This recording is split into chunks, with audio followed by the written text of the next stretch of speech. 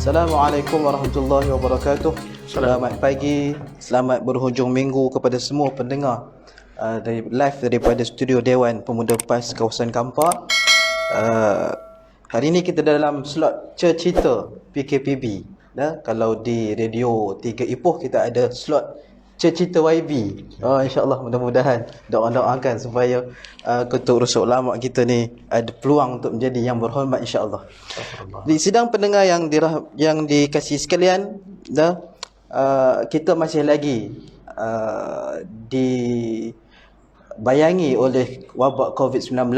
Jadi sama-sama kita amalkan SOP dan juga kita amalkan juga langkah-langkah untuk kita mencegah daripada penularan wabak COVID-19 yang semakin hari semakin meningkat jumlah positifnya. Dan duka cita juga semalam kita dah ada kes di kawasan Kampar ni. Jadi untuk masyarakat di kawasan Kampar ambil langkah lebih berhati-hati, kita jaga penjarakan sosial, kita cuci tangan dan juga pakailah pelitup muka ketika mana kita berada di tempat-tempat yang sesak dan sebagainya. Dan kalau boleh kita elakkan tempat-tempat yang sesak supaya kita boleh putuskan rantaian COVID-19 ini. Sidang pendengar yang dikasihi sekalian, kita hari ini akan berbincang-bincang ataupun bersembang-sembang dengan satu tajuk yang telah diberikan kepada kami, iaitu peranan ulama di dalam masyarakat hari ini. InsyaAllah sama-sama nanti kita akan kupas, kita akan cerita-cerita apakah yang berkaitan dengan tajuk yang telah disediakan. Baik, untuk itu bersama-sama dengan saya hari ini panel jemputan kita, iaitu yang tidak lain tidak bukan, yang tidak perlu diperkenalkan lagi, orang yang biasa kita lihat di pengajian-pengajian di Masjid Surau, iaitu Ustaz Tadri bin Mazir yang merupakan Ketua Jawatan Kuasa Urusan Ulama kawasan Kampar. Assalamualaikum Ustaz. Assalamualaikum. Selamat datang ke studio Dewan Pemuda PAS kawasan Kampar. Dah ceria hari ini? Dah sarapan? Alhamdulillah. Alhamdulillah. Mudah-mudahan kita dah lama tak jumpa Ustaz ni. Ya, betul. Selalu di ruang WhatsApp sebagainya. Hari ini kita bertemu muka, walaupun secara jawatannya kita ni sepatutnya lebih hampir. InsyaAllah mudah-mudahan Allah akan memudahkan kita berjumpa dan juga menggerakkan beberapa program yang akan kita laksanakan, terutama dalam musim PKPB ini. Baik Ustaz, sebelum kita pergi lebih jauh ataupun kita sembang-sembang hari ini, jadi sebelum tu saya jemput Ustaz untuk perkenalkan diri, latar belakang sedikit, supaya pendengar kita boleh lebih kenal. Ramai dah kenal dah, tapi mungkin nak lebih kenal asalnya di mana, kalau ikut slangnya, slang utara, adakah asalnya betul-betul berutara ataupun sebagainya. Jadi saya serah kepada Ustaz, silakan. Assalamualaikum warahmatullahi wabarakatuh. Alhamdulillahirabbil alamin. Wa bihi nasta'in wa la 'udwana illa 'alal zalimin. Wassalatu wassalamu ala asyrafil anbiya'i wal mursalin wa ala alihi wa sahbihi ajma'in. Qala rabbi shrah li sadri yassir li amri wahlul 'uqdatam min lisani yafqahu qawli. Terima kasih kepada adinda moderator yang juga selaku Setiausaha Urusan Ulama kawasan PAS kawasan Kampar. Jadi untuk meringkaskan biar doktor ringkas, anak akuhum fillah Tadri bin Haji Mazir, umur dalam lingkungan 49 tahun, hampir mencecah 50. Dilahirkan di Tanjung Piandang, Perak Utara, di kampung Tanjung Piandang, orang baik butak lah. Dan asal, kalau ikut asal keturunan tu daripada Yan, mana kami ni darah utara lah. Dan kebanyakan orang Tanjung Piandang ni cakap macam ni lah, cakap utara. Cakap utara. Dan anda dibesarkan di Setiawan Perak, batu 12 lekir Setiawan Perak, belajar di sekolah rendah, batu 10 lekir, dan sambung di peringkat dengan di sekolah SS Kampung Koh Setiawan, dan sambung lagi belajar di Pondok Teluk Medan bahagian Serai, boleh bersurah banjir sikit-sikit. Dan sambung pengajian di peringkat Sandiwang Ammah di Pakistan 2 tahun setengah, boleh juga cakap Urdu sikit-sikit. Kemudian sambung lagi pelajaran di peringkat Jamiah Universiti di Jamiah Sadat di boleh faham di Syria. Boleh faham cerita Hindustan boleh faham lah. Boleh. Boleh faham. Tora-tora hati insya-Allah. Sikit-sikit boleh lah. Takkan orang Pakistan nak tipu tak boleh lah insya-Allah. Itu sebab sedikit dan berkahwin baru isteri 1, anak 5 orang. Wallah alam. Itu secara ringkas juga. Baik. Ustaz, sebelum kita teruskan dengan perbincangan kita, ana ada beberapa soalan, mungkin lebih kurang dalam 20 soalan. Nah, yang Ustaz kena jawab secara spontan gitu je. Diberikan pilihan jawapan. Ada soalan yang 2 jawapan, ada soalan yang 4 jawapan. Pilih satu daripada. Secara cepatlah. Ya. Baik. Kita mulakan. Kita termasuk dalam perbincangan kita ni. Tak masuk. Ni kalau boleh jawab. Tak boleh jawab, wallah alam. Ya, silakan. Jawapan ada, Ustaz pilih. Ya. Modern atau tradisional? Tradisional. Nasi biryani atau nasi Arab? Nasi Arab. Panas atau sejuk? Sejuk. Bersukan atau berikan? Berikan. Durian atau pulut? Durian sudah pasti. Tesco atau Maidin? Maidin. Kereta atau motosikal? Kereta. Manual atau auto? Auto. Petronas atau Petron? Petronas. Kampung atau bandar? Kampung. Okey, seterusnya WhatsApp atau Telegram? WhatsApp. Message atau call? Call. Maradona atau Pele? Sedua-dua saya tak minat. Khabib atau Muhammad Ali? Habib. Mercedes atau BMW? Mercedes. Haji atau umrah? Haji. Meja kuliah ataupun online? Kuliah. Meja kuliah. Baik. Duit atau emas? Emas. Songkok atau kopiah? Kalau ikut dua-dua saya boleh, tapi kopiah. Kopiah. Hijau atau oranye? Hijau. Hijau. Dan soalan terakhir. Dia ada 4 pilihan jawapan. 1 atau 2 atau 3 atau 4? 4. Baik. Itu soalan-soalan soalan-soalan cukup emas pagi ni. Tak kena-mengena dengan apa-apa pun. Baik. Kita lanjutkan perbincangan kita hari ini atau sembang-sembang kita pada pagi ini. PAS ni merupakan suatu parti politik yang bertunjangkan kepada dakwah, siasah dan juga tarbiyah. Daripada segi siasahnya, apa yang dimaksudkan ulama' itu sendiri dan juga yang biasa kita dengar sebagai ulama' haraki. Mungkin umum ataupun pendengar tak biasa dengar ulama' haraki. Ulama' dia biasa dah. Cumanya apakah kalau boleh diberikan perkongsian secara ringkas ataupun beza ataupun definisi antara ulama' dan juga ulama' haraki itu sendiri, Ustaz? Silakan. Terima kasih Ustaz Samsul. Jadi kalimah ulama' ni, tuan-tuan hadirin sedang penonton sekalian, kita boleh rujuk tengok surah Fatir ayat 28 dan boleh rujuk tengok surah Al-Mujadalah ayat 110. Firman Allah, "A'udzubillahi minasyaitonir rajim. Innama yakhsyallaha min ibadihi ulama." Yang hanya takut kepada Allah Subhanahu wa taala ialah daripada kalangan hamba-Nya yang bertaraf, ulama. Dan firman Allah yang kedua, "A'udzubillahi minasyaitonir rajim. Yarfa'illahu alladhina amanu minkum walladhina utul ilma darajat."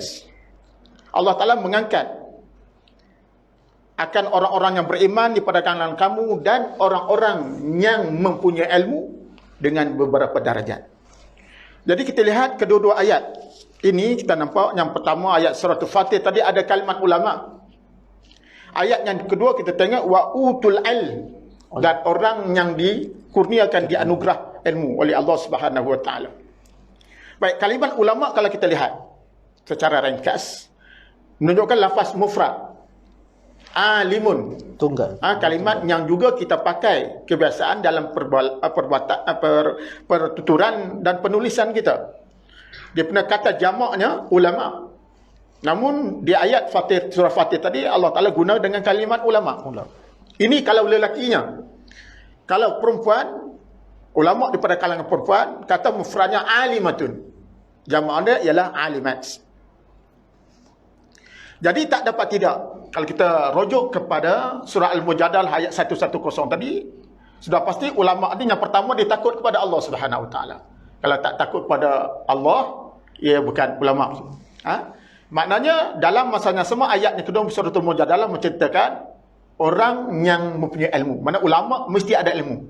Jadi tak dapat tidak, ia mesti menguasai ilmu-ilmu. Di antara ilmu yang mesti dikuasai dengan keadaan dia alim, dia pakar, dia mahir, dia faqih. Di dalam khasnya di dalam ilmu syariat. Ilmu yang mana ilmu tersebut dihajati oleh manusia dengan bertujuan untuk mengenal Allah Subhanahu Wa Taala dan dalam masanya sama untuk mentasahihkan, untuk membetulkan ibadat mereka. Seperti ulumul Quran, ulumul sunnah, akidah, akhlak, adab, fiqh dan ilmu usul, dan juga ilmu-ilmu yang berkait untuk memahami ilmu-ilmu yang tersebut di atas. Dia juga mesti secara tak langsung untuk menguasai ilmu Arab, ilmu bahasa Arab, ilmu adab, balaghah, mantik, bayan dan sebagainya. Dan ulama terbagi kepada dua, seperti benar yang disahkan oleh moderator tadi. Kita nak mengenal macam mana yang disebutkan ulama haraki. Ulama terbagi pada dua ulama haraki, yakni ulama yang masuk masuk berserta dalam satu jamaah bertepatan dengan hadis Nabi sallallahu alaihi wasallam, talzamu jama'atul muslimin wa imamahu. Kamu hendaklah melazimi jamaah Islam dan pemimpin-pemimpin mereka. Maknanya sebagai ulama haraki dia mesti berada di dalam jamaah. Dan jamaah yang dimaksudkan kalau dalam konteks kita di Malaysia, parti PAS yang seperti mana yang disebut oleh moderator, yang tunjang yang berasaskan kepada tiga benda, tiga asas, iaitu yang pertamanya tarbiyah, dakwah dan politik. Jadi secara tak langsung benda ni ialah asas kepada parti Islam Malaysia, dan para ulama sama ada daripada kalangan asatizah dan sebagainya hendaklah dia cuba melazimi, jemaah parti Islam Malaysia PAS, yang dasarnya kita tahu ialah berdasarkan kepada Al-Quran, hadis, ijma' ulama dan qiyas. Dan ada satu golongan lagi ulama juga, tetapi dia bergerak secara bersendirian, mustaqil. Boleh kita katakan juga sebagai pendakwah bebas contohnya. Dan begitu juga dengan NGO dan para duat-duat yang lain, mana mereka bergerak dengan cara masing-masing. Adapun saya dan mungkin moderator dan kita semua yang berada dalam jamaah Islam, sudah pasti kita kena berada di dalam, terus berada dan istiqamah berada di dalam PAS. Wallahualam. Baik Ustaz, begitu serba sedikit maksud daripada ulama, juga ulama haraki itu. Ya. Jadi boleh kita simpulkan bahawa dalam PAS ni, ulama yang duduk dalam PAS ni adalah ulama haraki. Kita ada YDP kita sendiri, Fadil Ustaz Sofian, juga ulama di peringkat negeri pun, dia merupakan ulama haraki.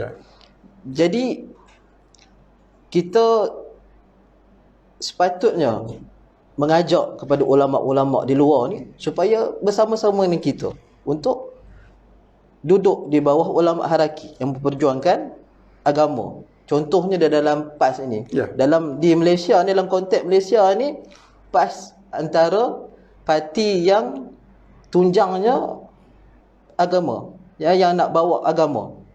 Jadi sepatutnya ulama-ulama yang ada ni kita sama-sama berjuang dan juga duduk dalam PAS untuk sama-sama kita memartabatkan agama, terutamanya dalam konteks kampar ni sendiri. Ya Ustaz. Baik. Tak kenal maka tak cinta. Jadi kita nak kenal juga apa dia sejarah sebenarnya ulama dalam PAS ni. Kita tahu yang asaskannya ulama, yang menggerakkannya ulama. Jadi di mana mulanya tu? Macam mana sejarah dia, kalau boleh secara ringkas? Kalau kita singkap sejarah, pada tahun 23, pada tarikh 23 bulan 8, bulan Ogos 1951, PAS ditubuhkan. Maknanya PAS mula diasaskan. Kita kena faham ni, semua ahli PAS dan masyarakat di luar sana, di luar sana, kajian Islam, bahwasanya PAS ni ditubuhkan oleh para alim ulama. Mereka berpakat, berimpun, dan mereka menubuhkan sebuah parti yang dulu disebut sebagai Kesatuan Islam Setanah Melayu. Yang dulu disebut sebagai Yang di-Pertua Agong. Yang di-Pertua Agong PAS yang pertama dipimpin oleh ulama.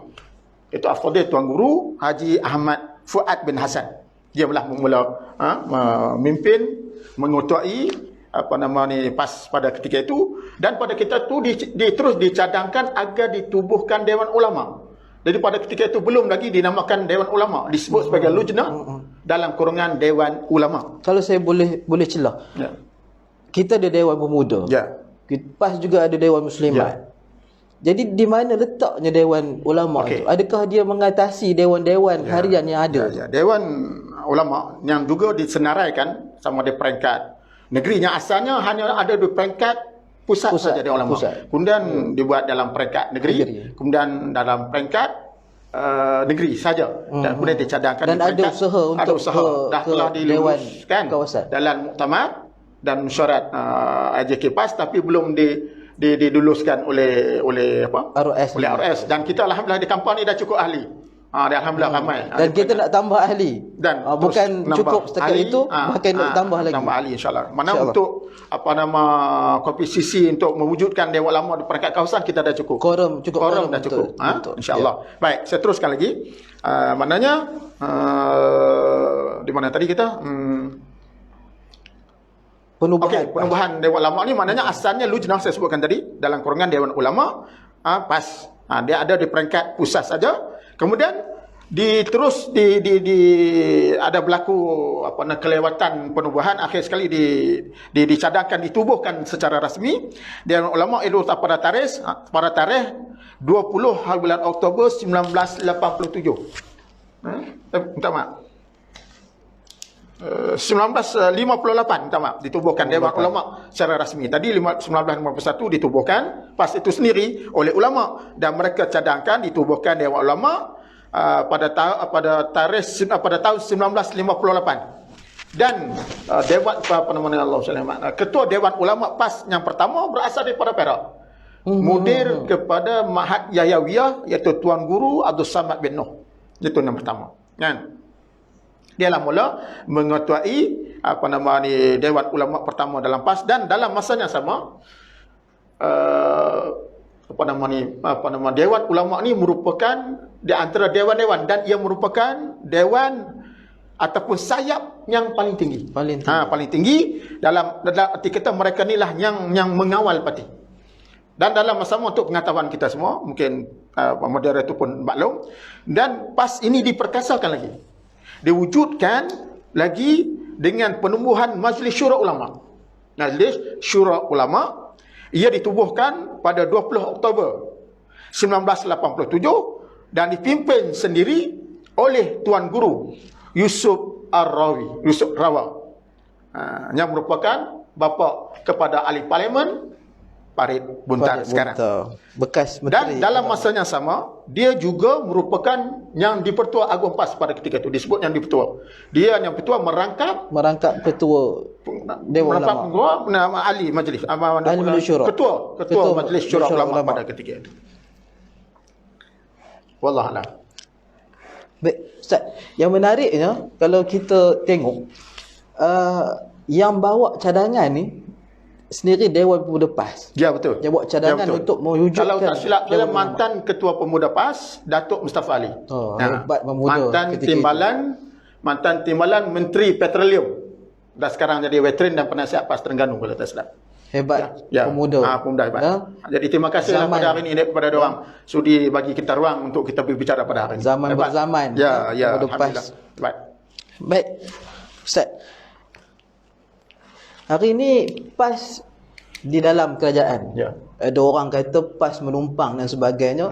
Kita tak setuju dengan perkataan menumpang. Ya. Kita sebahagian daripada kerajaan. Ya. Kita duduk dalam kerajaan dan kita memerintah beberapa negeri dan juga di pusat. Ya.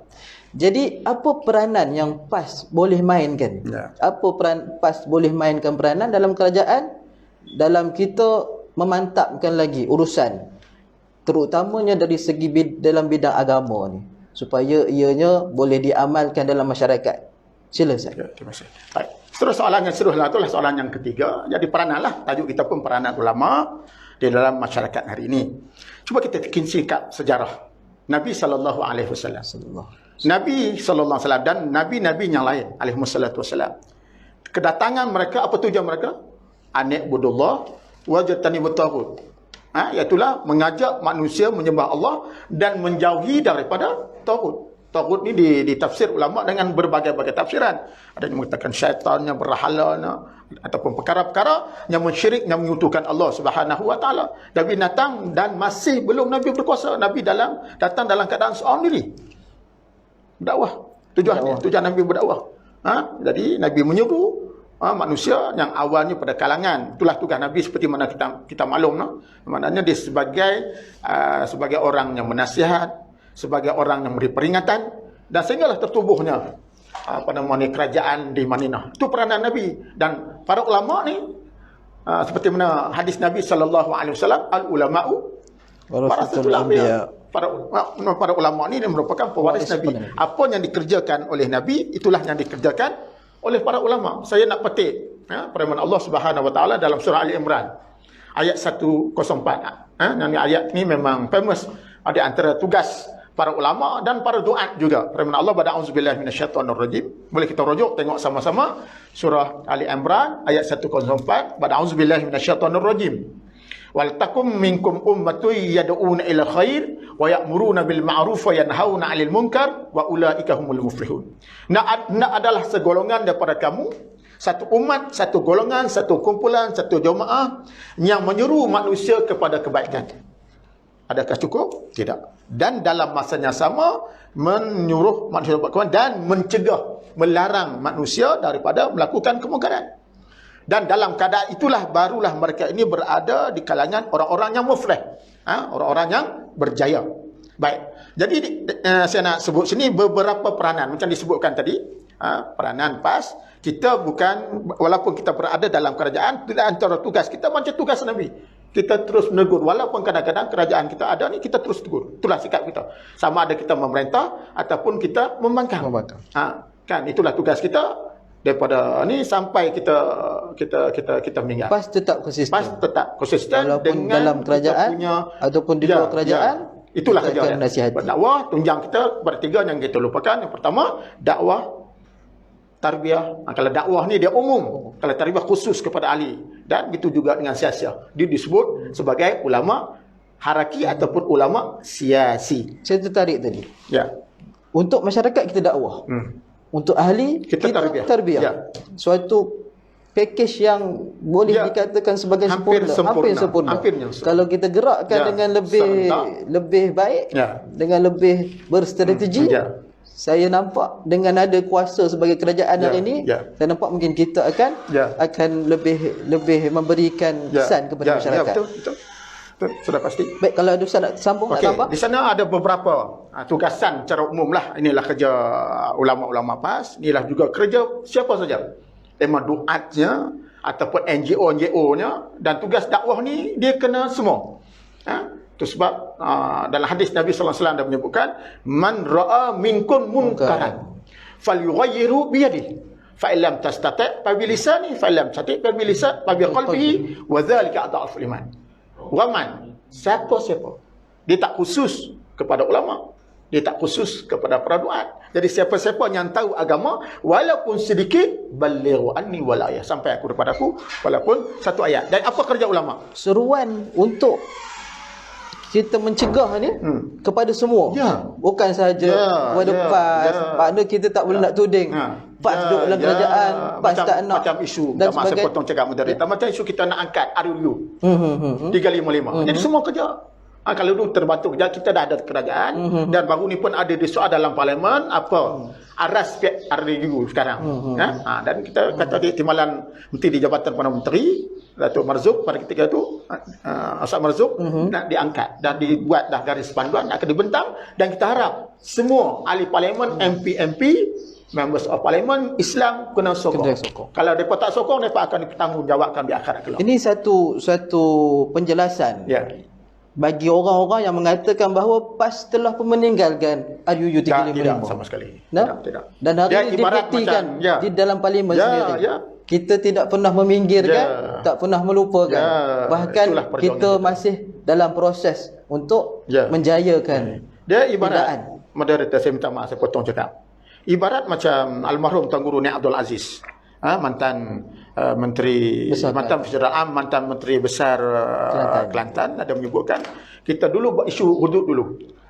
Sekarang kita angkat isu 35 yang dalamnya pun ada hudud kalau kita buat kajian. Dia ibaratkan macam kita berhenti di traffic light. Lampu merah. Kemudian sekarang kita berada di lampu kuning. Dan mungkin akan hijau tidak lama lagi insya-Allah, sebab kita ada duduk. Kita doa kepada Allah Subhanahu Wa Taala agar kerajaan PN ini terus berkekalan insya-Allah.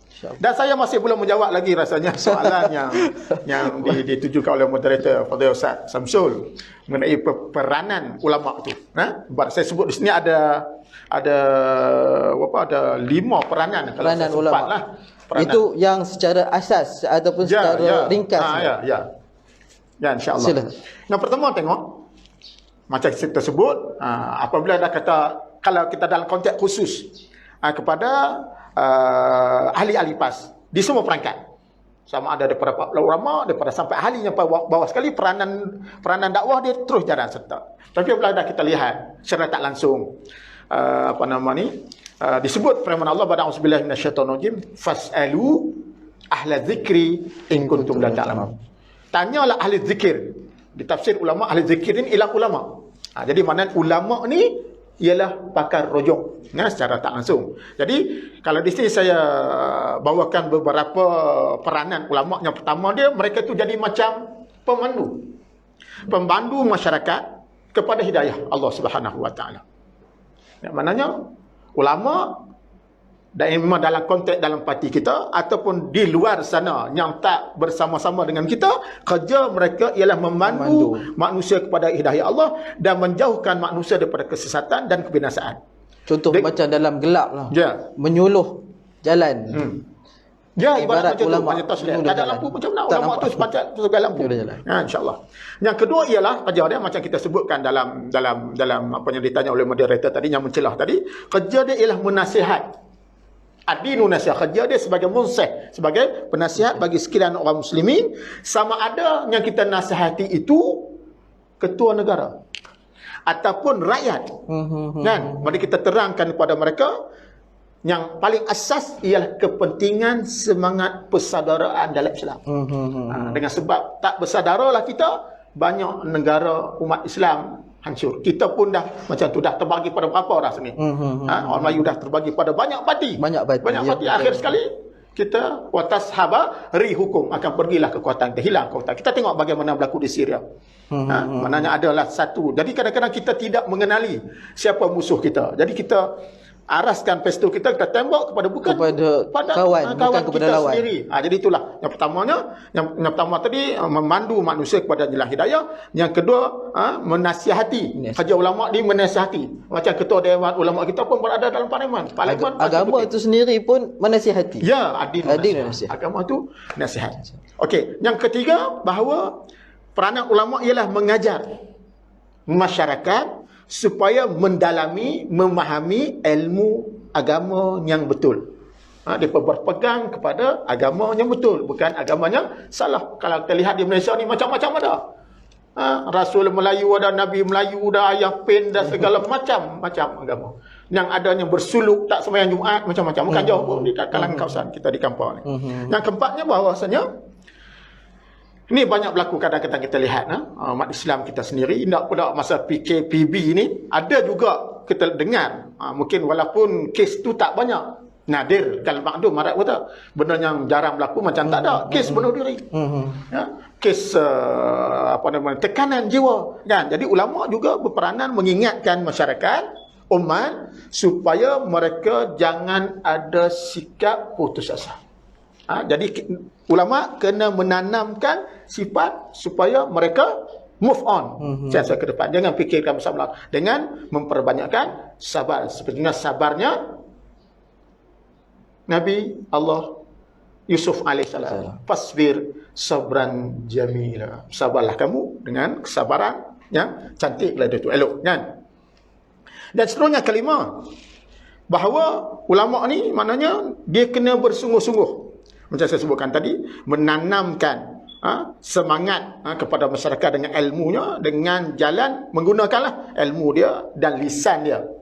Maknanya sama ada jalan penulisannya dan macam kita ni cara talazum tangan untuk menghilangkan. Yang disebut saya teringat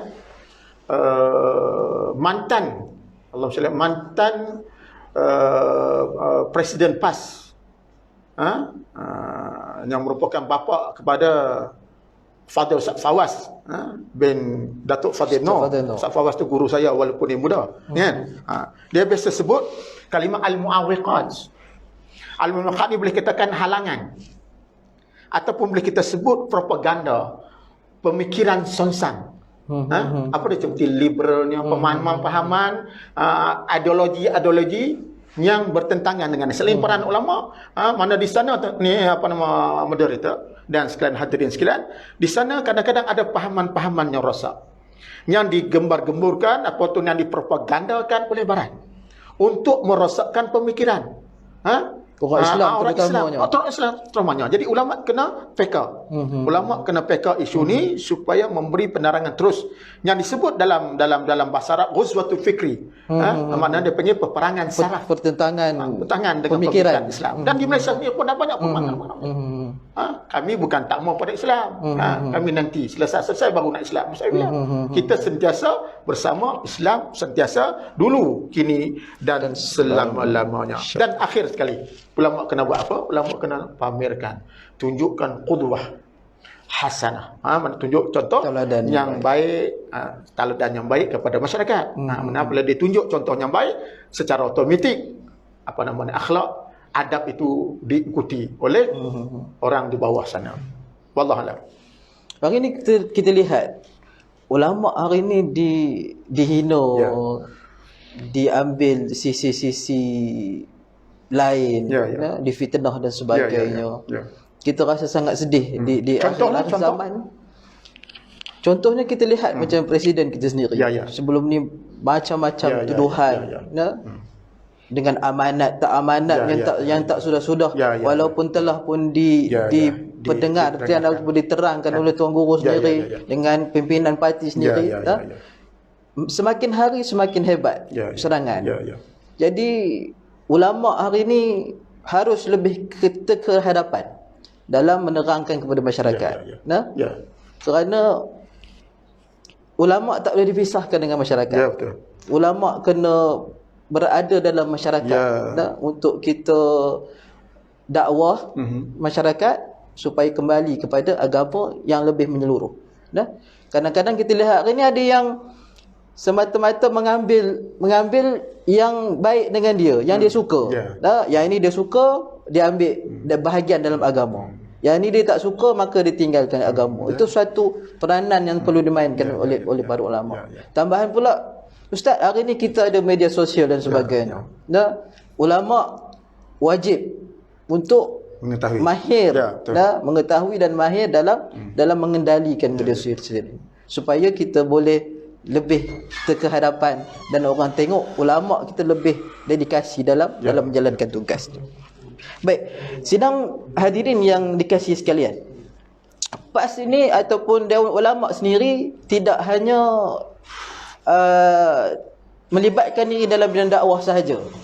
Bahkan di sana Dewan Ulama juga kita tahu bahawa menjalankan program-program kebajikan contohnya, dan juga bidang pendidikan contohnya, dan ulama sendiri mempelopori bidang tersebut. Terutamanya Dewan Ulama PAS Pusat. Kita ada Kuizem di bawah Dewan Ulama PAS Pusat. Bukan sahaja kita duduk dakwah, kita duduk tarbiyah dan sebagainya, tetapi kita juga duduk dalam bidang pendidikan, bidang kebajikan dan macam-macam lagi bidang-bidang yang lain. Sesuai dengan jawatan kuasa PAS itu sendiri. Dalam tu ada lajnah kebajikan, dalam tu ada lajnah dakwah dan sebagainya yang memberikan manfaat kepada masyarakat secara umumnya. Baik Ustaz, kita sedar tak sedar kita dah sampai ke minit ke-34. Nah, menghampiri minit yang ke-35. Nah, jadi tajuk kita sebenarnya dah selesai dah. Nah, peranan ulama yang diberikan kepada kita. Tajuk ni sebenarnya sidang pendengar sekalian, tajuk yang sangat-sangat akademik sebenarnya untuk dibincangkan. Cuma hari ni kita sembang-sembang supaya kita dapat gambaran. Nanti kalau ada pengkhususan dalam bidang yang berkenaan, boleh jemput Al-Fadhil Ustaz kita untuk sama-sama kita kongsikan dengan lebih mendalam. Kita pun nak elakkan daripada kita sembang ni lebih menjadi suatu perbincangan akademik. Kita kalau boleh pagi ni kita nak sembang santai-santai, dan Ustaz berjaya menyampaikan beberapa perkataan-perkataan ataupun tema-tema yang lebih dekat dengan masyarakat. Setengah orang tak faham tadi ulama haraki tu bagaimana, hari ni dah faham dah.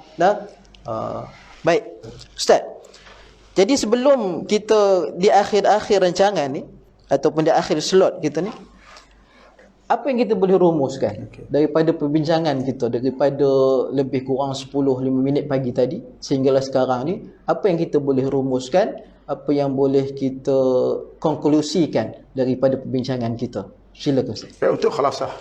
Jadi dalam konteks kita ahli PAS, macam saya sebutkan, kita berada ahli PAS tu di semua peringkat ada. Profesional ada, ulama ada, di semua peringkat ada, kan? Jadi kita kena sedar. Begitu juga saya nak seru kepada masyarakat di luar sana, ulama-ulama, asatizah, masyayikh ataupun doa-doa pendakwah-pendakwah, dai, KPU ke apa yang berada di luar, ataupun NGO Islam yang berada di luar, jom kita sama-sama. Jadi kita kena sedar, yang pertama kita kena sedar ini tanggungjawab bersama. Gembeling tenaga. Gembeling tenaga. Kita nak mengislahkan, nak taghyirkan, nak islahkan, nak betulkan, nak ubah masyarakat kita. Yang ada di depan mata kita, dan kita berada di zaman akhir zaman. Jadi masyarakat kita ni berbagai-bagai jenis. Ada yang tak semayang, yang tak puasa, ada yang orang tak peduli apa. Jadi kita kena turun ke padang dan kita kena gobelin tenaga. Namun dan yang lebih eloknya, jom kita sama-sama boleh masuk join bersama Parti Islam Muslim Bersatu. Kadang-kadang Ustaz, kita tengok orang yang tak solat ni sebenarnya baik. Dengan masyarakat, tolong menolong, bantu-membantunya. Bahkan kalau kita minta infak ataupun sumbangan pun mereka ni orang yang terkehadapan. Cumanya hubungan dengan Allah itu tidak berapa baik. Jadi mungkin ulama itu sendiri boleh dia kena turun ke padang. Jadi dia jangan duk kira dia punya kedudukan. Macam saya yang disebutkan, ulama pun kena terlibat dengan kebajikan, kena turun bagi infak. Dan sebelum seperti mana kita buat baru ni, kita join dengan dakwah, kita join dengan PAS kawasan, kita turun bagi infak. Jadi orang nampak peranan kita, kita bekerjasama di semua dewan-dewan yang ada dalam parti kita. Dan macam ingin serukan macam kumpulan-kumpulan yang ada di luar sana. Jadi kita sekarang ni bukan kita nak cari salah siapa.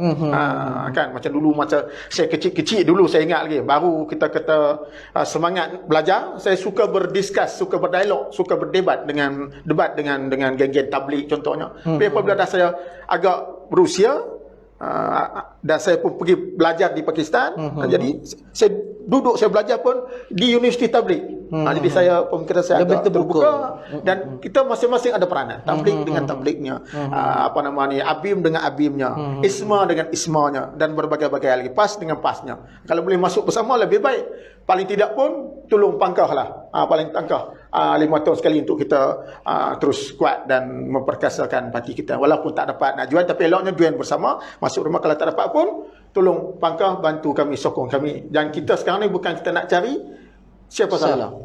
Kita nak mengislahkan. Sekarang ni pun dah terbukti. Bila PAS duduk dalam kerajaan, sebenarnya tak banyak, sedikit dah ada perubahan.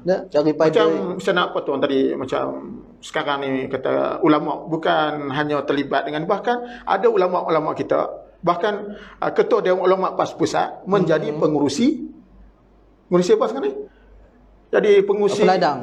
Dia boleh buat kerja. Dan begitu juga AJK Dewan Ulama PAS Pusat, yang juga mantan SU Agung SU Dewan Ulama PAS, Dr.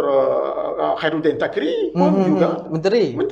Dan begitu juga timbalan presiden kita juga ulama menjadi menteri dalam kita. Jadi ulama dia boleh begitu sebab saya lupa nak sebut di awal tadi, maknanya ulama ni bukan sekadar dia kena mengetahui ilmu agama secara khusus.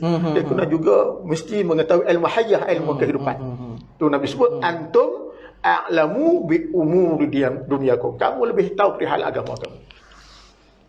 Tuan Guru Presiden sendiri ulama dan umara. Dia juga jadi menteri. Kan alhamdulillah itu. Tuan Guru ni Abdul Aziz pun juga ulama dan juga umara. Ulama dan umara dalam masalah. Itu yang kalau boleh kita adakan. Kalau tak, jadi pemimpin negara sama ada Perdana Menteri dan sebagainya dinasihati dan menerima nasihat ulama. Baru ianya jalan seiring. Kalau ada tambahan?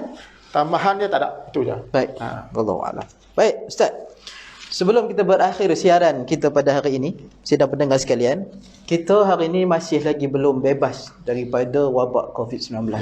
Seperti yang saya telah lontarkan di awal tadi, bahawa Kampar sendiri pun dah ada satu kes tambahan. Dan ini sangatlah mendukacitakan kita. Semoga rakyat tabah, sentiasa berdoa, memohon pada Allah agar wabak ini segera diangkat oleh Allah Subhanahu Wa Taala. Kerana ubat yang paling baik datang pada Allah Subhanahu Wa Taala. Kalau Allah nak tarik ataupun angkat wabak ni, sekelip mata wabak ni akan hilang. Tapi kalau Allah masih lagi berkehendak wabak ini menjangkiti manusia, dan kita berdoalah agar wabak ini segera diangkat. Baik Ustaz. Sementelahan kita dalam pasca Covid, jadi apa nasihat ataupun saranan? Hari ni macam Ustaz dah tambah tadi, kes bunuh diri. Ada yang positif Covid, bunuh diri dan sebagainya. Lari daripada hospital. Putus asa dan sebagainya. Jadi apa saranan, nasihat daripada ketua atas kapasiti sebagai ketua urusan ulama kawasan Kampar? Sila Ustaz. Okay, yang pertama Allah Taala sebut wa idza dirakamkan cerita wa idza maridtu fa huwa yashfi. Itu kalau tak silap saya kepada Nabi Ayub alaihissalam. Kalau aku sakit, yang menyembuhkan Allah yang menyembuhkan. La syifaa illa syifaa, tidak ada kesembuhan melainkan syifa daripada Allah Subhanahu Wa Taala. Namun dalam masa yang sama kita berikhtiar, ada vaksin dan sebagainya, dan ber-SOP penuh. Apa itu mukanya kalau semayang dengan ni, ataupun jangan kita pergi ke tempat-tempat. Tapi yang saya nampak, kita berkali-kali, dulu saya ada post dalam Facebook saya, kalau siapa yang follow Facebook saya, saat masa tu kita PKPP. Biasa PKPP kan masa tu, sebelum PKPB ni. Maknanya kita boleh bebas bersemayang. Akhir sekali kemudian datang PKPB. Saya sebut benda tu, jangan sampai penuhilah masjid, rakyat imarahkan masjid, jangan sampai jadi macam kita PKP dulu. Tahu satu hari tu datang PKPB. Cuma lah nasib baik lagi kerajaan Perak khususnya dia bagi ruang lagi kepada kecuali tempat-tempat yang berstatus merah. Saya nampak kesadaran umat. Saya tak pun nak nampak kadang-kadang. Khasnya golongan muda. Kadang-kadang saya pergi ke ni secara santai saya nak sebutlah. Kadang saya pergi kuliah, saya melalui padang-padang takraw contoh. Saya dah sebut kepada orang-orang yang terlibat supaya menasihatilah. Maknanya walaupun sekarang ni kerajaan bagi bermain takraw, tapi kadang-kadang main takraw kita tak larang bersukan itu, tapi kadang-kadang pukul 7 masih ada di padang. Kan? Sedangkan kita berada dalam bala Allah Subhanahu Wa Taala. Bala tak diangkat kalau kita tak kembali kepada Allah Subhanahu Wa Taala. Dia takut kepada Allah dengan kita pergi kepada Allah. Bukan kita macam takut hantu, tengok pokok goyang kita lari pada dia. Takut kepada Allah, kita pergi kepada Allah Subhanahu. Jadi saya harapkan di semua perangkat ada, alhamdulillah ada di semua perangkat apa sekarang. Cuma SOP ni tak dibenarkan budak-budak pergi masjid 15 tahun ke atas dan sebagainya. Tapi kadang-kadang tengok ada di semua perangkat. Tapi masih lagi yang ramai, bukan mereka tak semayang, tapi mereka masih leka berada di padang takraw. Dan kadang-kadang veteran pun begitu juga. Masih bersantai di kedai-kedai kopi. Waktu 6, 50 apa, kadang saya pun sebut, kadang saya sebut saya dah kuliah masih mana dia orang tak nampak sebagai bala ni sebagai ujian kepada Allah SWT. Dia dah tak diangkat, melainkan kita kena kembali kepada Allah Subhanahu. Di samping kita kena ber-SOP penuh seperti mana yang disarankan oleh kerajaan. Dalam masa yang sama, kalau kita di rumah, ibu bapa kena main peranan. Kena menasihati anak, menasihati isteri, dan maklumlah semua pakai ada di rumah. sama jaga tata susila pergaulan dan sebagainya. Maknanya inilah masa ibu bapa berada di rumah untuk buat halaqah ke, baca Quran kan dan sebagainya. Ambil peluang itu bersama keluarga dan sebagainya. Kalau sebelum ini anak-anak jauh duduk di asrama dan sebagainya. Baik. Itulah maknanya kita sama-sama bermain peranan untuk sama-sama kita nyahkan COVID, kita jaga kita. Kita jaga kita. Baik. InsyaAllah Allah menjaga kita kalau kita jaga kita. Sudah pasti. Baik Ustaz. Soalan daripada pendengar. Ada soalan daripada pendengar. Salam, Ustaz, ada golongan yang tak setuju kita menjaga SOP. Pandangan Ustaz dari sudut seorang Muslim. Ada yang mempertikaikan jarak-jarak tu dan sebagainya. Kenapa dia beri perjarakan begitu? Sila Ustaz. Saya nampak. Ya, memang ada. Baru ni pun saya pergi satu surau tu, timbul isu ni. Ada pandangan berbeza-beza. Ada juga kalau kita dengar daripada kalangan artis kita pun di Perak ni pun, kenapa semayang patut dijarang-jarangkan. Kalau kita tengok dalam sunnah, kita takut kepada Allah Subhanahu Wa Taala dan dalam masa kita berikhtiar. Jadi Allah Subhanahu Wa Taala suruh kita berikhtiar. Dan dalam masanya sama kita bertawakal kepada Allah, fa iza azamta fatawakkal ala Allah. Dan kita usaha. Jadi kita tak nafikan semayang saddul furas ni, maksudnya kita kena rapat-rapat kaki, syaitan akan masuk, kita tidak nafikan. Kan kita tak nafikan, tapi kita masih dalam keadaan darurat. Dan di sana kita ada rujukan kita. Kan kita ambil yang ijma', mana ulama pandangan ramai. Di Malaysia ni tak kurangnya ada majlis fatwa, ada fatwa di peringkat kerajaan negeri. Jadi dan kita dalam kita kena dengar sami'na wa ata'na. Kita dengar dan kita patuh. Dan selagi mana ia tidak melanggar syarak. Tadi sekarang kita lihat semayang pun tak cukup 40. Jadi ruang lingkup perbincangan cukup luas. Dan fatwa ijtihad pun dia tak tertutup, dia terbuka. Itu sentiasa terbuka untuk ijtihad. Tidak ada masalah tu. Jadi kita buat. Nanti kita buat SOP. Cuma kadang-kadang adalah timbul. Tapi orang yang timbulkan tu dulu kan, pasal masjid tak buka, dia pun tak datang pun. Dia pun tak pergi. Dia pandai cakap dia. Kan? Kita betul. Dan tempat yang paling ber-SOP itu sebab di Perak alhamdulillah kita masih buka. Mana kalau dulu sebelum ni masa PKP baru ni, maknanya dia ikut zon. Kalau zon kuning dan hijau dia buka seluasnya. Saya tengok tak ramai pun ambil. Kan? Tak penuh pun. Tak penuh pun. Semayang Jumaat pun macam tu. Alhamdulillah Perak. Namanya dia memahami. Cuma kita berada di dalam keadaan kena jauh. Kan jarak 1 meter itu tidak apa masalah. Semayang dia terima oleh Allah. Bahkan di surau-surau, kalau ikut pengiktirafan masjid surau, kena ada pengiktirafan Jumaat, tapi boleh diberikan kebenaran untuk solat Jumaat. Kerana di sana ada rujukan tertentu. Boleh surau pun diri solat Jumaat. Mana walaupun tak boleh buat di masjid, boleh buat di surau. Dan dalam masa boleh melatih orang-orang di surau sana untuk menjadi khatib dan imam. Jadi saya kata ni bukan isu besar. Yang isu besarnya kita pergi dan kita mengimarahkan. Itu yang besar. Bukan pergi tak pergi.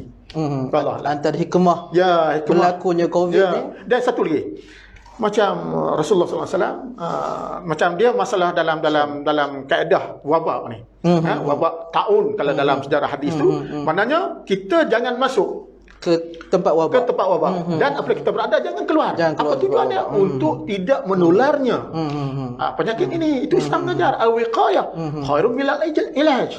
Mana pencegahan lebih baik daripada ubat.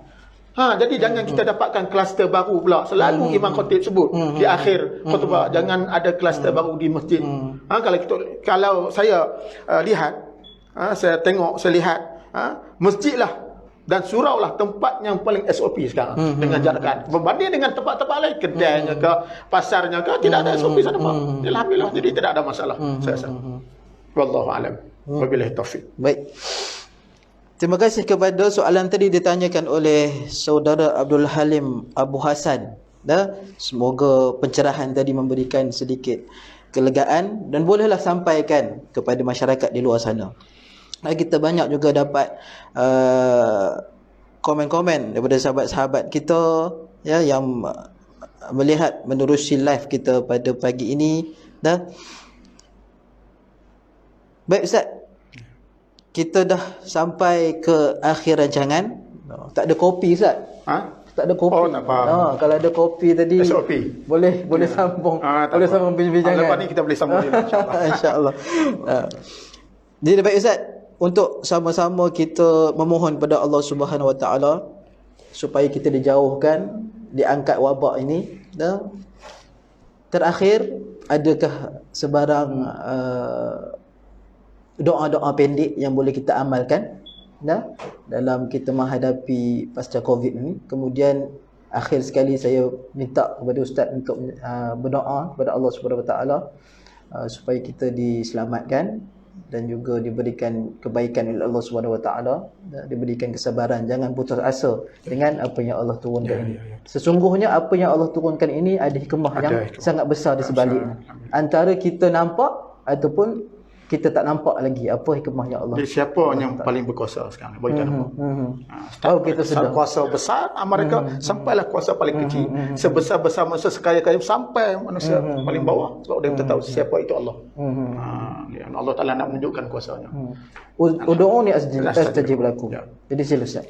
Jadi sebelum saya doa tu selalu memang saya doa lah. Maknanya di antara doa yang selalu imam duk baca tu, yang ni maknanya Allahumma inna na'udzubika min jahdil bala' lah wa qarbish syaqa wa su'il qada' wa syamatil ada. Ataupun Allahumma inna na'udzubika minal barasi wal juzu wal dunu wal juzam wa min sayil asqam. Itu di antara doa lah yang boleh kita amalkan. Dan boleh tuan-tuan dan puan hadirin yang join pada hari ini boleh tengok dekat Google ke. Boleh amalkan. Dia bukan nak nanti imam je nak baca.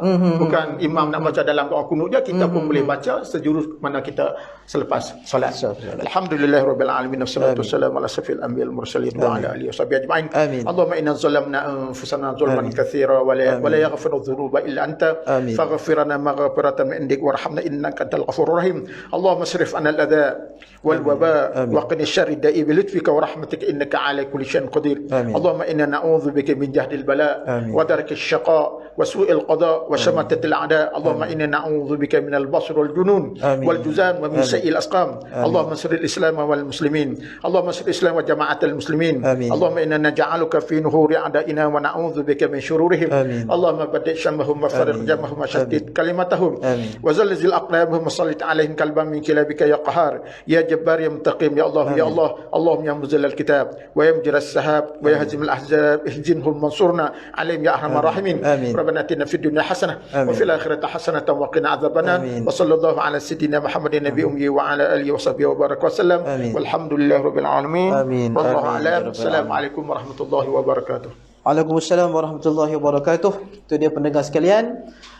Saya sebelum mengakhiri program pada pagi ini, saya ucapkan tahniah kepada Dewan Pemuda PAS Kawasan Kampar di atas kewujudan studio yang begitu indah ini, yang perlulah diimarahkan lagi selepas ini dengan slot-slot yang akan ditampilkan.